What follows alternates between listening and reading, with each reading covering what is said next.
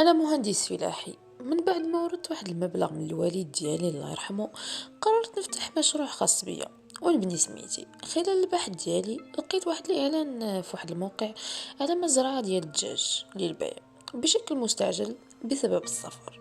دخلت نشوف التفاصيل والصور. كانت المزرعه جديده ومجهزه مزيان وما بين فيها حتى شي عيب، ولكن اللي خلاني نستغرب هو الثمن كان رخيص مقارنه مع القيمه ديالها. يعني بحال مثلا هاد المزرعة ما كتستاهل تمن كتر. اتصلت بالصاحب ديالها وشرح لي غير على انه بغى يسافر ضروري وما غاديش يرجع ومستعجل باش يمشي، وما دخلتش صراحة معاه في التفاصيل. المهم هو المشروع ديالي تفاهمنا نزورها ونشوفها ونتأكد. وملي مشيت لقيتها بحال صراحة بحال التصاور بالضبط. ارتحيت للمكان وحتى للراجل، حسيت انها فرصة زوينة. كمل الاجراءات وتسلمت المزرعة. اليوم الاول كان عادي، رتبت المكتب وجبت عامل يعاوني، واليوم الثاني شريت الصيصان باش نزيد الانتاج وخليتهم في البراكسات ومشينا. في النهار اللي من بعده رجعنا لقينا صيصان ميتة صراحة، ولقينا معاها حتى اثار ديال الدم. قلت يمكن شي حيوان دخل، ولكن ملي جا النهار الاخر نفس المشهد تكرر. انا لاحظت حاجه مهمه، واحد الحاجه ما لاحظتهاش في المره الاولى.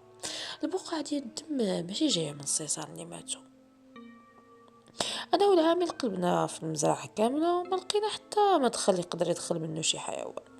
انا عرضت عليه يبات في المزرعه باش نعرفوا شنو واقع، وصراحه وافق.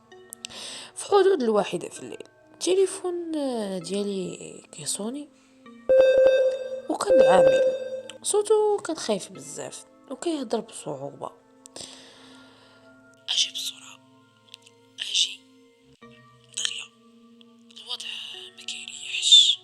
وتقطع الخط. شديت الطوموبيل ومشيت بأقصى سرعة. وصلت بسرعة للمزرعة، لقيت الضو شاعل في البراكس. دخلت لقيت العامل طايح في الأرض فاقد الوعي وكيتنفس بصعوبة والدم خارج من فمه. خرجته وبديت نحاول نفيقه حتى فاق. صراحة ملي فاق كان مرعوب بطريقة غريبة.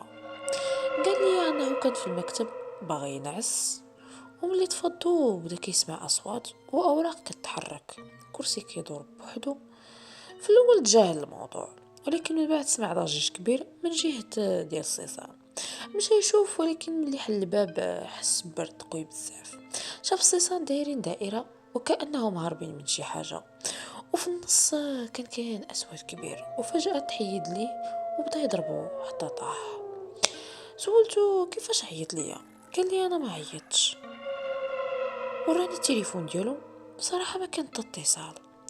صراحة انا بديت نشك يمكن المعامل باغي غير يهرب ودار هاد القصة باش يخرج من الخدمة، ولا ما عرفت الصراحة. قررت نتأكد أنا براسي. ركبت كاميرات مراقبة في قاع الأماكن، وقررت نبات هاد المرة أنا اللي نبات في المزرعة مع الوحدة ديال الليل. وليت كنراقب الكاميرات والصيصان بداو كيجريو بشكل هستيري. من بعد تجمعوا في دائرة كما قال لي العامل قبل.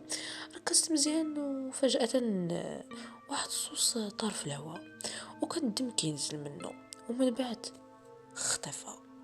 تكرر نفس الشيء مرة أخرى. ما قدرتش نبقى غير كنتفرج. خديت البندقية وجريت للبراكس. ملي دخلت حسيت بنفس البرد اللي قال عليه العامل. البراكس بالمناسبة هو الكوري. وشفت نفس الكيان الأسود اللي عاود لي عليه العامل وسط المكان. ما فهمت حتى كيفاش تحيد الجوا، وضربت ضربة قوية مع الحيط في ظهري. وقبل ما نطيح شفت حاجة واحدة، رجلين، ولكن ماشي ديال الإنسان، رجلين بحال ديال الغنم. العامل فاق حدا السيارة وأنا فقت في السبيطار. جا واحد الشيخ ومشى يشوف المزرعة، وقال لخويا هاد البلاصة معمورة بالجين، والمزرعة تبنات فوق أرضهم. ومن داك النهار صراحة ما رجعتش لهاد المزرعة. والحاجة اللي بقات معايا أن شعري ولا أبيض في ليلة واحدة. وحتى في القصة اللي كنت عاودت لكم من قبل، نفس الشخص شعره تحول أبيض. بسبب خلعة أو بسبب صدمة.